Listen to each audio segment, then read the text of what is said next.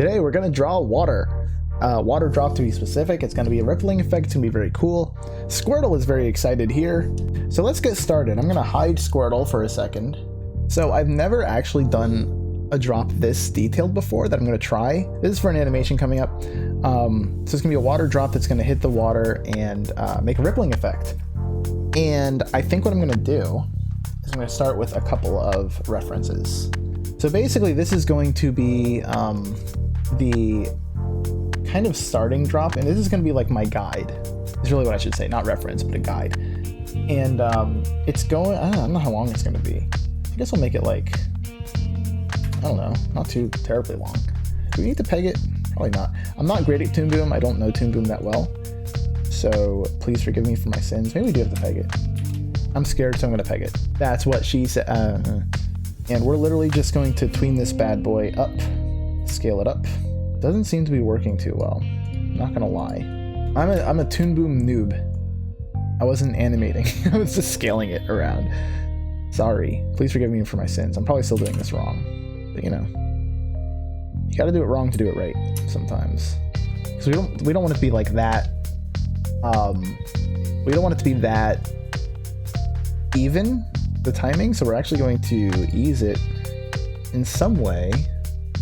Probably like this. Let's make it like a nice, like, inoffensive blue color. And then for now, for the actual drawing, I'm just going to use black for now, and we'll change it later.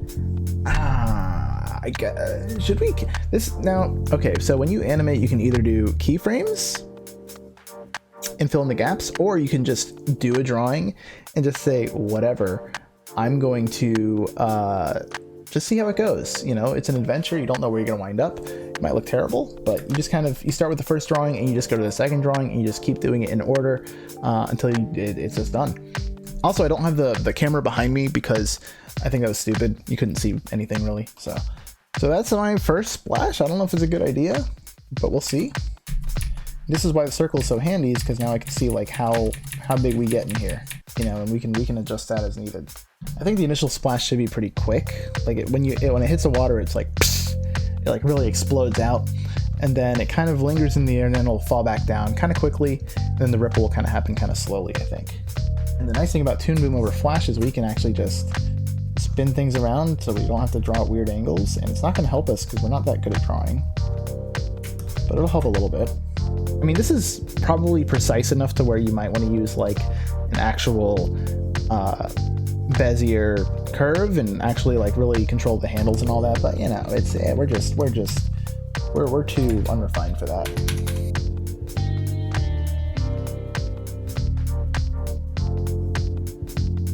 Okay, so there's that, and then I think we're gonna, let me skip a frame. I think. Want to do any in-betweens? Probably, maybe. How big are we already? I want to get certainly bigger than that. I'm gonna skip a frame. We're gonna jump ahead, and then we can fill in the gaps.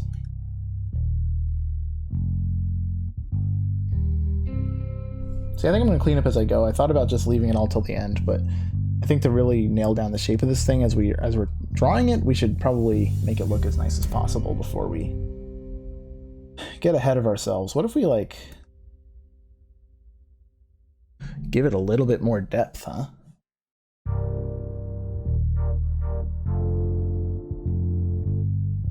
You're probably usually asking for trouble. This is also something I should probably rough in first. Like I'm just going in with the brush tool, just drawing like real ass lines. Probably not the best idea, but neither is animating, so, you know, what can you do?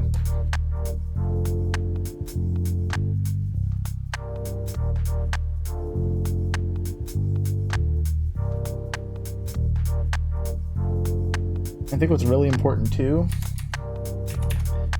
maintaining the consistent size and growth of this circle, and honestly, I might just, I'm not good enough at Toon Boom to know how to do this, but I'm sure it's possible. And just like take this tweened circle, like redo it maybe so the stroke line is consistent, but to literally just have that in the drawing, you know, like why not? Yeah, okay, so this is gonna work. But A, it's only gonna work in rendered view, I guess? Maybe, let me stop blinding your eyes. Wow, what an exciting adventure. I don't know how long that took. That probably took like 20 minutes for me to figure that out. Alright, well, we know for future reference, but I think for this, we are going to keep it... Okay, I'm just going to cut all that out. That was terrible. And it's also going to like lose... It's still going to be moving outward. It's also going to like lose its kind of crispness of the waves. It's going to become a lot more like deformed. And we also want to add some holes in the water as well, I believe.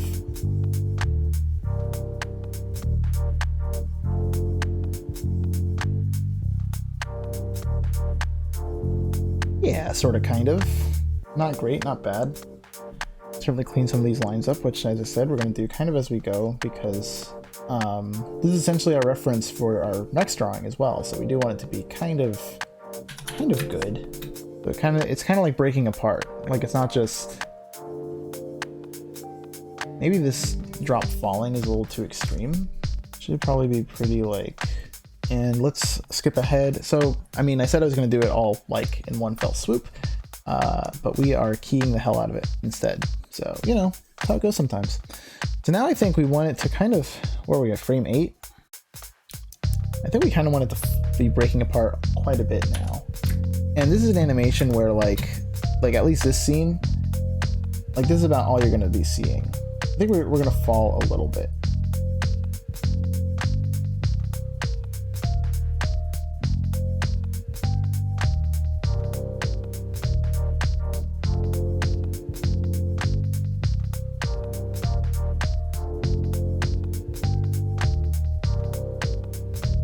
So, you know, we're far from done, obviously, but you can kind of see what we're going for, right?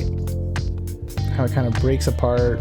We have to kind of iron out some inconsistencies in some of the lines that I'm seeing. If you pay attention to this line that's defining the 3D shape of this wave, it starts there, that looks good, and then it gets shorter here. We don't really want that. We actually want that to keep consistent, and then we go back out again. So if you watch that one line, you can kind of see how it retracts in an awkward way, so we do want to fix that. And we can either make that one line shorter, or what I'll probably do is just make this one longer. That looks pretty good. Then of course this line in the back here kind of disappears. Want to keep everything pretty consistent, so change things if we need to. That's looking pretty good. Okay, now I think it needs to fall pretty fast. I think we do need to start transitioning to the ripple effect.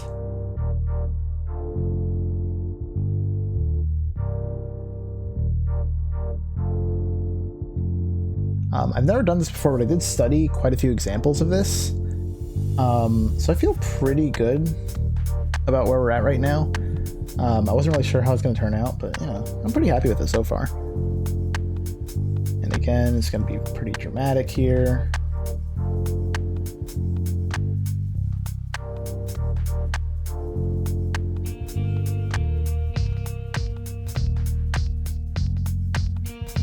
Now we're going to start to get the other side of the circle finally in view, as this wave kind of reaches below.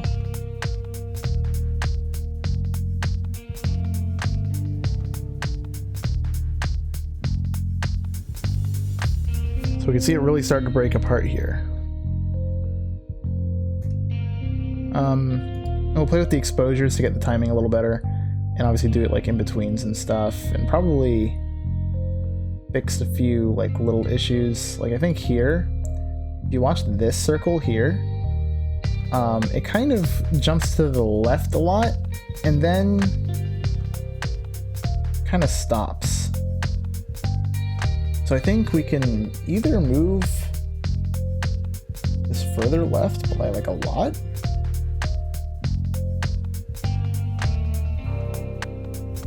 Yeah, I think that looks a lot better. You just have to like look, you gotta like, don't look at it as a one thing, but each of these lines, each of these shapes as their own isolated thing. Like if you're able to isolate them and just focus on each little ball, each little hole, each little shape that you have, the more you can break your drawings down, the better.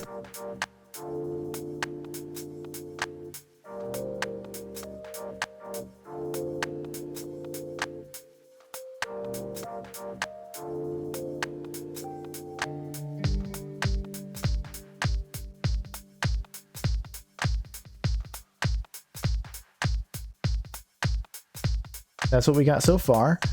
And I'll do the ripple, I guess, next time. Take a quick break here.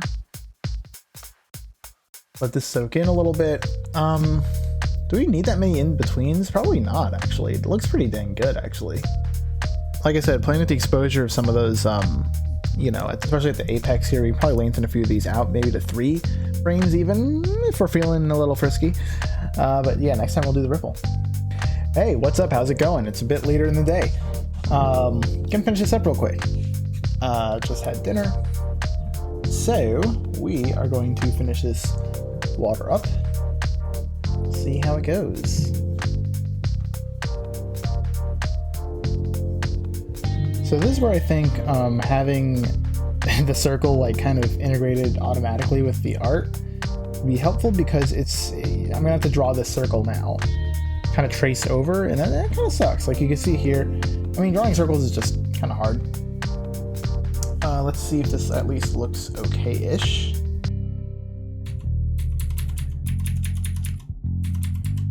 Yeah, I guess.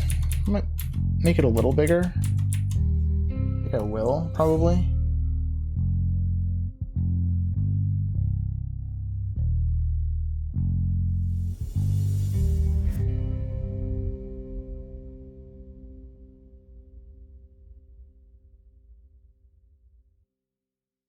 So I still have to do the water droplets, of course, in the air, but this, what I'm kind of transferring it from this kind of bowl shape that it starts out as into more of a pizza pie.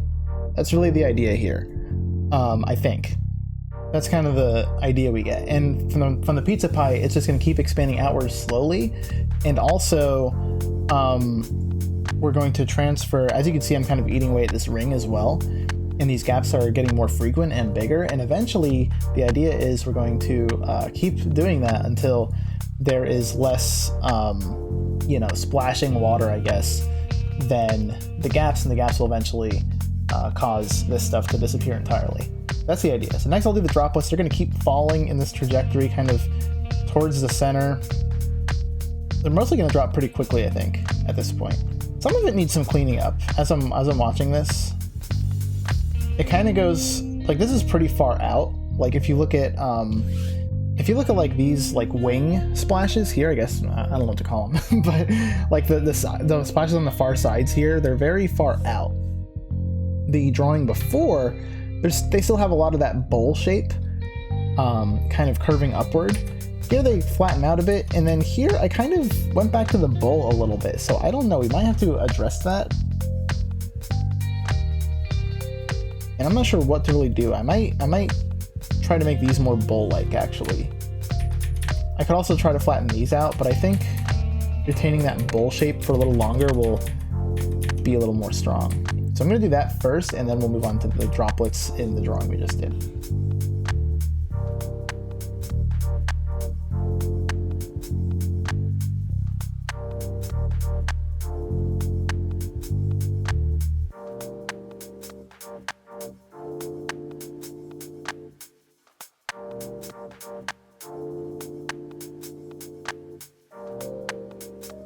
So this drawing is becoming a bit longer than I anticipated as far as frames go.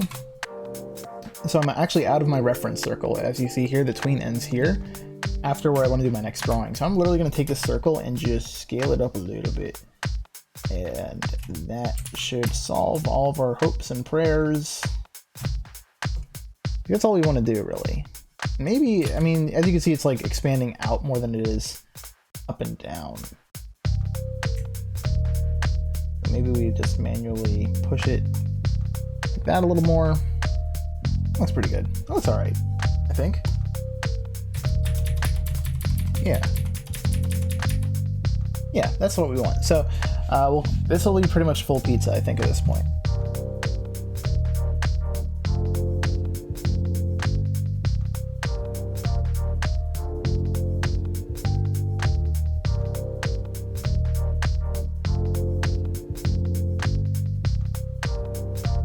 So yeah, now we're totally flat pizza at this point, and it's coming along, basically, all we're doing is taking this kind of bowl, this 3D object, and we're flattening it into a circle. So So all these little arms that are coming out for the splashes, I have to fold them down and figure out where they would be on the water surface.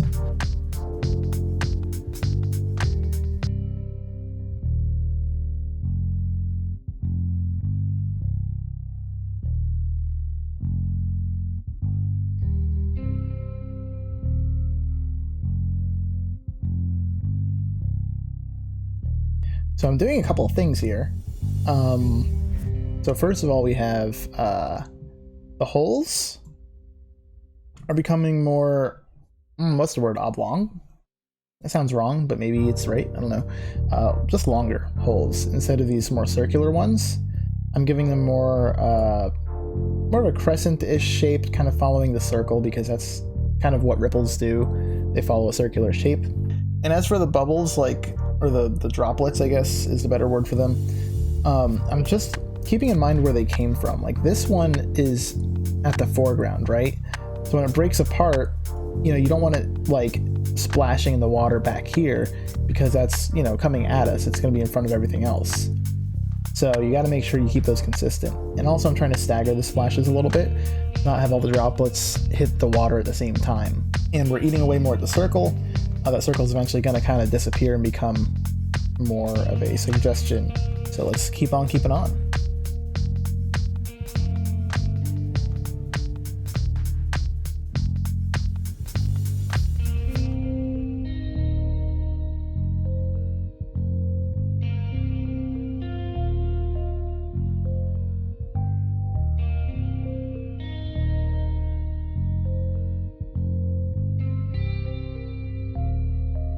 So now I'm kind of transitioning from drawing this shape with holes in it to drawing this more, how to describe it? It's more like not really a shape, but more drawing like these ripples where the gaps are, where the holes used to be. You see how that kind of like, the holes are going to kind of overtake things, you know what I mean? So that is the idea. We'll see how it goes.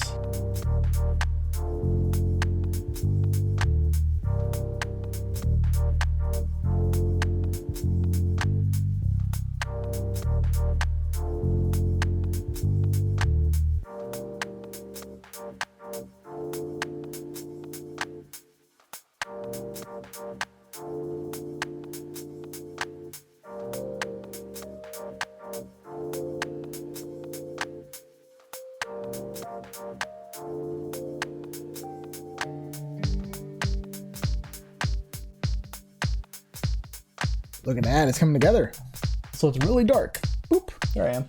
These splashes look pretty bad, the droplets, so I'll probably have to come back and revisit that. Like, when you have animation that has like multiple parts like this, it's usually better to focus on one thing at a time. And I kind of try to do it all at once, you know, because whatever. Yeah, like this splash is kind of bad. But I mean, goddamn, look at that, like, as a whole, like that looks pretty good. That doesn't look bad. Now we really have a lot of islands of the splash that's remaining. Even now I'm still creating more new holes in order to break it apart more on the pieces that I was like, I don't know what's gonna happen to this. Let's create another hole, break it apart even more. Yeah, the important thing here is to make sure you're always moving in the right direction. Don't like suddenly move, like when you're drawing every line, you got to make sure that line is, you know, in relation. Like all these lines are just a little bit further from the center than each other line. You know what I mean? You don't want to accidentally draw this line, for example, like back towards the middle. Without further ado, let's wrap this up.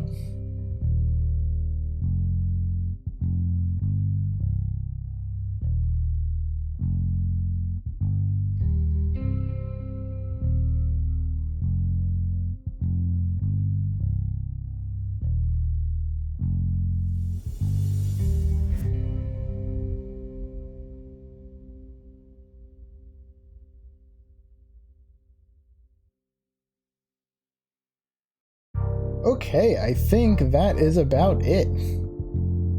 That looks pretty freaking great. The drops, again, are not perfect by any means. Like you can see here, it's kind of weird looking the way these drops kind of like, almost like fall. It doesn't look like gravity is pulling them down. It looks like they're kind of like deciding to fall at some point. So I don't know about it. The ones on the side look a little better. The ones kind of towards the center look a little weird. But you see how the dissolving effect kind of works. As long as you keep expanding out, it's going to be fine. And you can see at the end here, I really decided like to shrink these down and then even break the lines up and go from drawing shapes to lines. And then break those lines up even more, and then even more, and then we are disappeared. But not too bad. Still needs to be cleaned up. The actual color scheme I have in mind, I'll set that up real quick so you can get a look at that. So this is the kind of color scheme I'm looking at. White on black. I think it's going to be a really cool intro. I'm going to brush it up a little bit. These drops are a little funky that shoot down. Clean up the lines a little bit. Maybe even add shading and lighting. That seems a little ambitious, but we'll see. It'd be kind of cool to play with the exposures for each drawing as well. Get the timing a little different. Who knows? Oh no, did we lose our Squirtle? Oh no, we lost our Squirtle. Squirtle's dead. It's gonna bring him back for the end, but you know what? It will always be in our hearts, that Squirtle drawing. And there's the reference as well, which we don't really want to see. Thank you so much for watching, and as a great Squirtle said, Squirtle, Squirtle.